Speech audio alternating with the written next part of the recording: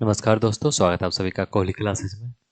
तो आज हम लोग देखेंगे प्राचीन भारत के इतिहास के जो देख रहे थे हम लोग ऐतिहासिक स्रोत, और उस ऐतिहासिक स्रोत के अंतर्गत साहित्यिक स्रोत, जिसमें हम लोगों ने चर्चा किया था ब्राह्मण ग्रंथ के बारे में पिछले क्लास में, जिसमें वेद, पुराण, उपनिषद, वेदांत, इन सारी चीज़ों को देखा था। तो आज हम लोग देखेंगे गैर ब्राह्मण धर्म ग्रंथ के बारे में, और इसमें खासकर हम लोग देखते हैं किसको, तो बौद्ध धर्म और जैन धर्म से संबंधित जो ग्रंथ है उसे देखते हैं। तो चलिए स्टार्ट करते हैं आज का इस क्लास को। तो सबसे पहले हम लोग देखेंगे बौद्ध धर्म का त्रिपिटक। त्रिपिटक के बारे में देखेंगे। देखिए, जो त्रिपिटक है कोई एक बुक नहीं, त्रिपिटक 3 बुक है। कौन कौन सा है? विनय पिटक, सूत पिटक और अभिधम पिटक। तो एक एक करके देख लेते हैं इसे। तो बौद्ध धर्म का प्रथम और सबसे जो प्राचीन ग्रंथ है त्रिपिटक है, और बुद्ध ने अपना जो उपदेश दिए थे वो मौखिक दिए थे। उनकी मृत्यु के बाद जितने भी उनका उपदेश था तो उनके अनुयायियों के द्वारा उसे संग्रहित किया गया और अलग अलग लिखा गया। तो देखिए, विनय पिटक है, तो विनय पिटक को जो लिखा है वो लिखा किसने? तो यह रचना किया है उपाली ने किया है। तो इसमें से आपको बस याद रखना होगा, जो विनय पिटक है उसकी रचना उपाली ने किया। और विनय पिटक को क्या कहा जाता है? तो ये बौद्ध धर्म का नियम कानून अर्थात संविधान कहा जाता है। तो इसमें बौद्ध धर्म से संबंधित नियम कानूनों का उल्लेख किया गया, किसमें? तो विनय पिटक में। तो आपको बस यहाँ से यह याद रखना है कि विनय पिटक जो है उसकी जो रचना किया है किसने किया? उपाली ने किया। और कब किया है? प्रथम बौद्ध संगीति में किया है। तो बौद्ध के जो कितने संगीति हुए? टोटल 5 बौद्ध संगीति हुआ है, ठीक है। तो उसमें जो प्रथम बौद्ध संगीति था उसी में इसका रचना किया गया था उपाली के द्वारा। और यह बौद्ध धर्म से संबंधित नियम कानून इसमें दिया गया, एक प्रकार के बौद्ध धर्म का संविधान है। चलिए आगे बढ़ेंगे। नेक्स्ट है हमारा अभी विधम पिटक और सुद पिटक। तो देखिए, सुद पिटक, तो इसकी रचना भी प्रथम बौद्ध संगीति में किया गया था। और किसके द्वारा? तो आनंद के द्वारा।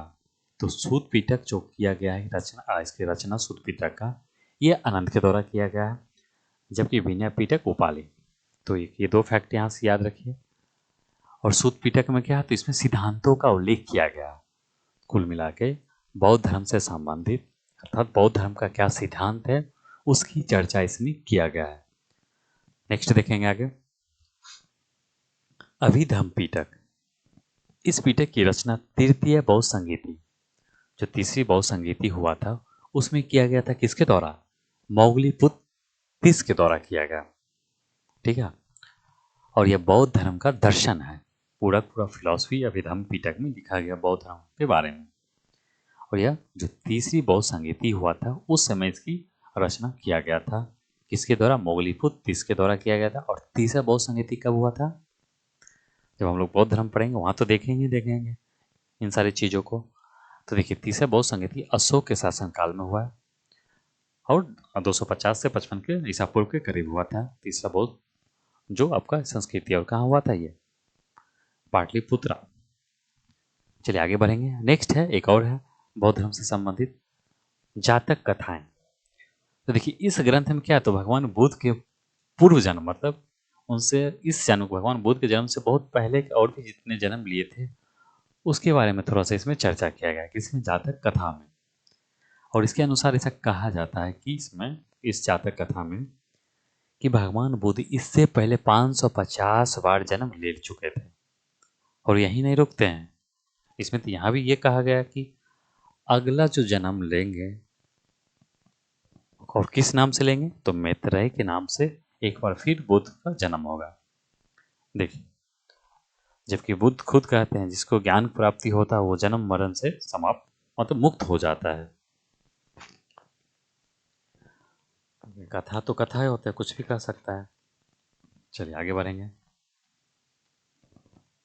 नेक्स्ट है अंगुत्तर निकाय। तो अंगुत्तर निकाय के बारे में देखते हैं हम लोग। तो आप लोग जानते होंगे जो अंगुत्तर निकाय है उसमें क्या है? 16 महाजनपदों का इसमें चर्चा किया गया। और साथ ही साथ उससे और कुछ संबंधित फैक्ट है उसे देख लेते हैं। तो वो तो आपको याद ही होगा, 16 महाजनपद का अंगुत्तर निकाय में भगवती सूत्र में किया गया। जो नहीं याद है उसे देख लेते हैं। तो देखिए, जो अंगुत्तर निकाय है बौद्ध धर्म के पाली केनन का एक प्रमुख भाग है जो सूत पिटक में शामिल है। ठीक है, तो जो जितने भी बौद्ध ग्रंथ हैं, जो बौद्ध वगैरह का जो ग्रंथ है संबंधित, वो किस में लिखा गया था? तो पाली में ही लिखा गया है। ठीक है, एक बात याद रखिए, फिर आगे बढ़ते हैं। इसमें उपदेशों को क्या किया गया? संख्या के आधार पर वर्गीकृत किया गया है। उससे फायदा क्या होगा? उससे फायदा होगा जो बौद्ध भिक्षु होंगे, जो बौद्ध अनुयायी होंगे, उन्हें क्या होगा? आसानी से याद रहेगा। जो भी उसमें उपदेश दिया गया मुख्य चीज, उनको आराम से वो पढ़ सकते हैं, आसानी से उसको समझ सकते हैं। और इसमें क्या चीज पे जोर दिया गया? तो देखिए, इसमें नैतिकता, ध्यान और ज्ञान की विधियां, शिक्षाएं दी गई है। अंगुत्तर निकाय का महत्व इसलिए भी है क्योंकि यह बौद्ध साधकों के लिए मार्गदर्शक का कार्य करता है। ठीक है, चलिए आगे बढ़ेंगे।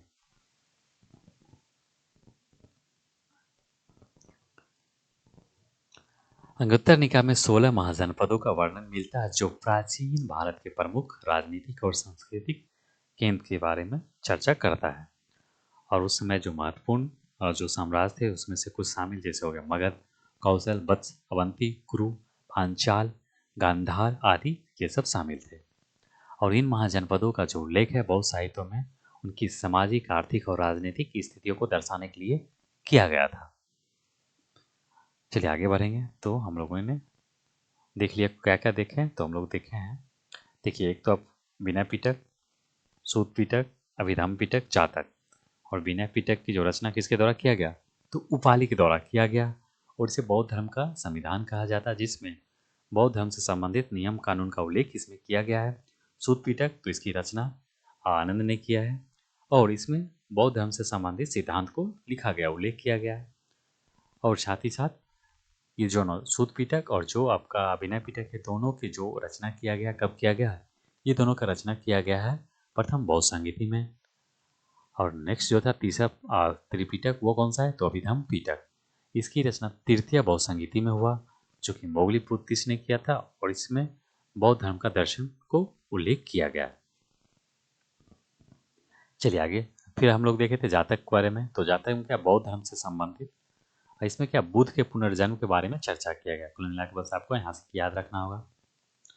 अंगुत्तर निकाय, तो अंगुत्तर निकाय में तो ये क्या है? एक प्रकार का देखा जाए तो क्या है, इसमें उपदेशों को वर्गीकृत किया गया संख्या के आधार पर, 1 से लेकर 10 गिनती जिसे मान सकते हैं।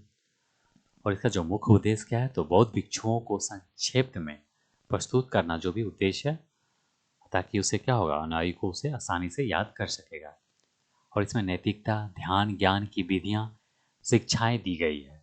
और अंगुत्तर निकाय का जो महत्व इसलिए भी हो जाता है क्योंकि यह बौद्ध साधकों के लिए मार्गदर्शक का रूप में काम करता है। चलिए, अब 16 महाजनपद का इसमें चर्चा भी किया गया है। नेक्स्ट है यह मिलिंद पन्हो। तो देखिए, मिलिंद पन्हो क्या है? इसका जो शाब्दिक अर्थ होता है, मिलिंद का प्रश्न होता है। तो मिनांडर, जिसको मिलिंद कहा गया है, एक यूनानी शासक था जिसको नागसेन ने बौद्ध धर्म में दीक्षित किया, अर्थात बौद्ध धर्म का शिक्षा दी, उनके बारे में बताया, दीक्षित किया। इन दोनों का प्रश्न और उत्तर का जो क्रम है पाली भाषा में इसमें लिखा गया। किसमें? मिलिंद मिलिंद पन्हो में। ठीक है, चलिए कुल मिला के इसमें क्या है? तो मिनांडर और नागसेन का जो है वार्तालाप लिखा गया है। आगे बढ़ेंगे, नेक्स्ट देखेंगे दीपवंश एवं महावंश। तो इस ग्रंथ की जो रचना है श्रीलंका की प्राचीन राजधानी अनुराधापुरम में किया गया। तो इससे ये पता चला जो श्रीलंका की जो प्राचीन राजधानी थी इसका क्या नाम था? अनुराधापुरम। और प्राचीन नाम क्या है श्रीलंका का? तो सिलोन। तो सिलोन नाम बौद्ध से ही पड़ा है। ठीक है, चलिए आगे देखेंगे। नेक्स्ट है, हाँ, इससे ये हमें पता चलता है, दीपवंश एवं महावंश से ये पता चलता है कि जो अशोक सम्राट है उन्होंने अपने पुत्र महेंद्र और पुत्री संघमित्रा को श्रीलंका भेजा था। इसलिए तो बौद्ध धर्म को प्रचार करने के लिए, हालांकि धर्म नहीं, धम्म, बौद्ध धम्म का प्रचार करने के लिए। धर्म बाद का रूपांतरित रूप है, धर्म नहीं, पहले धम्म ही था, धम्म से धम्म वगैरह बना है। अब देखें, महावंश के अनुसार अशोक ने अपने 99 भाइयों को हत्या की। ये अनुश्रुति है, कहा जाता है। आगे बढ़ेंगे। नेक्स्ट है जैन ग्रंथ। अब हम लोग थोड़ा सा जैन ग्रंथ के बारे में देख लेते हैं, और उसमें हम लोग सबसे पहले चर्चा करेंगे आगम। आपने सुना होगा आगम क्या है, एक जैन ग्रंथ है। तो देखिए आगम या जैन धर्म का प्रथम और सबसे प्राचीन ग्रंथ है, और जिसका शाब्दिक अर्थ होता है सिद्धांत। तो आगम का जो शाब्दिक अर्थ क्या होता है, सिद्धांत होता है। और यह 12 अंग और 12 उपंग में विभाजित है। क्या है तो देखिए, इसका जो शाब्दिक अर्थ होता है वो सिद्धांत होता है, और ये 12 अंग और 12 उपंग में विभाजित है, जिसको 14 पूर्व कहा गया है। इसको 14 पर्व या पूर्व कहा गया है।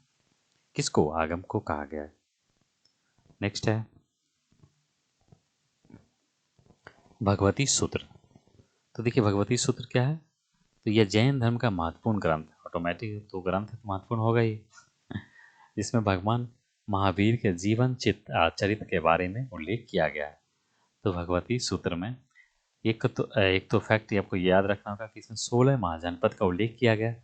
दूसरा फैक्ट क्या है, तो दूसरा फैक्ट है इसमें भगवान जो महावीर हैं उनके जीवन चरित्र के बारे में उल्लेख किया गया है। ठीक है, चलिए देखते हैं। आप लोग कमेंट वगैरह कीजिएगा कैसा लग रहा है क्लास। देखिए बहुत सारे लोग देखते हैं लेकिन कमेंट नहीं करते। कमेंट वगैरह कीजिएगा तभी तो कुछ हमें भी मोटिवेशन मिलेगा। नेक्स्ट है आचारण सूत्र। तो आचारण सूत्र क्या है, तो इस ग्रंथ में जैन धर्म से संबंधित नियमों का उल्लेख किया गया। तो जिस प्रकार त्रिपिटक का जो विनय पिटक था उसमें बौद्ध धर्म से संबंधित नियम की चर्चा किया गया था, सेम हम लोग मान सकते हैं कि जो आचारण सूत्र है वो जैन धर्म से संबंधित नियमों का उल्लेख इसमें किया गया। ठीक है, आगे बढ़ेंगे। उवासगत साव यह क्या है, तो इस ग्रंथ में जैन व्यापारियों के जीवन चरित्र के बारे में उल्लेख किया गया। और जैन धर्म भारत में सबसे अधिक लोकप्रिय व्यापारी वर्ग में हुआ। तो भी आपको देखने को मिलेगा, जो गुजरात में बहुत सारे जो बिजनेसमैन हैं वो सब जैनिज्म फॉलो करते हैं, जैन धर्म को अपनाए हैं, जैन धर्म को मानने वाले हैं ज़्यादातर। परिशिष्ट पर्व और साथ जैसे हो गया आपका गुजरात, राजस्थान, यहाँ भी आपको देखने को मिलेगा। आगे देखेंगे परिशिष्ट पर्व। तो इस ग्रंथ में मौर्य वंश का संस्थापक चंद्रगुप्त मौर्य और उनके धार्मिक गुरु भद्रबाहु के बारे में उल्लेख किया गया। तो परिशिष्ट पर्व में मौर्य वंश के जो संस्थापक थे चंद्रगुप्त मौर्य, और साथ ही साथ उनके धार्मिक गुरु भद्रबाहु के बारे में भी उल्लेख किया गया है। नेक्स्ट देखेंगे।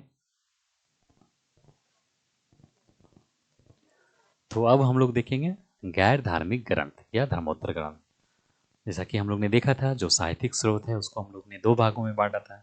एक तो हो गया था आपका धार्मिक ग्रंथ, दूसरा हो गया था गैर धार्मिक ग्रंथ। और धार्मिक ग्रंथ को हम लोग दो भाग बांटे, एक ब्राह्मण ग्रंथ, दूसरा हो गया गैर ब्राह्मण ग्रंथ। गैर ब्राह्मण ग्रंथ के अंतर्गत आया जैन और बौद्ध धर्म से संबंधित जो ग्रंथ था उससे देखा। और गैर धार्मिक ग्रंथ के अंतर्गत हम लोग कुछ देख लेते हैं, उसका नाम थोड़ा सा बस देख लेते हैं, उसका लेखक और कुछ किताब का नाम। किताब बोले तो ग्रंथ का नाम। तो अर्थशास्त्र कौटिल्य हो गया, अष्टाध्यायी पाणिनि, महाभास पतंजलि, रजत त्रांगनी ये होगा कलहन के द्वारा, विक्रमादेव चरित बिल्हन, पृथ्वीराज राजसो चंद्रवरदाई, पृथ्वीराज विजय जैनक भट्ट, हर्षचरित किसके द्वारा, तो बाण भट्ट के द्वारा लिखा गया है, बुधरा राक्षस विशाखा दत्त के द्वारा, मित्राक्षा विज्ञानेश्वर के द्वारा, दाय भाग जी मुत वाहन के द्वारा, अभिज्ञान शकुंतलम मालविका अग्निमित्रम, ऋतु संहार विक्रमो वर्षीय रघुवंशम, ये किसके द्वारा लिखा गया, ये पांचों ये है कालिदास के द्वारा लिखा गया। और पंचतंत्र आप लोग जानते होंगे विष्णु शर्मा के द्वारा लिखा गया। तो हम लोग का ये कंप्लीट होता है जो भी था साहित्यिक स्रोत कंप्लीट। कुल मिलाकर हम लोगों ने प्राचीन भारत के संदर्भ में जब देख रहे थे हम लोग पुरातात्विक स्रोत से लेकर आपका साहित्यिक स्रोत सभी को हम लोगों ने कवर कर लिया, जिसके अंतर्गत हम लोगों ने देखा था और जैसे विदेशी जो ग्रंथ उसे भी देखे थे, जिसमें अरबी चीनी यूनानी इन सब चीज़ को हम लोग ने देख लिया था। तो कुल मिलाकर वहाँ जो पुरातात्विक कह रहे हैं या जो साहित्यिक स्रोत था उसे हम लोग ने देख लिया। अब जो हमारा नेक्स्ट होगा वीडियो, उसमें हम लोग देखेंगे वैदिक काल, ऋग्वैदिक और वैदिक अर्थात उत्तर वैदिक काल को देखेंगे, वैदिक और उत्तर वैदिक काल को देखेंगे। फिर हम लोग जैन धर्म और बौद्ध धर्म को देखेंगे। ठीक है दोस्तों, तो आप लोग ज़रूर वीडियो को लाइक कीजिए, शेयर कीजिए। अगर आप लोग इस चैनल पर नए हैं तो चैनल को सब्सक्राइब कर लीजिएगा। मिलते हैं हम लोग अगले वीडियो में। धन्यवाद।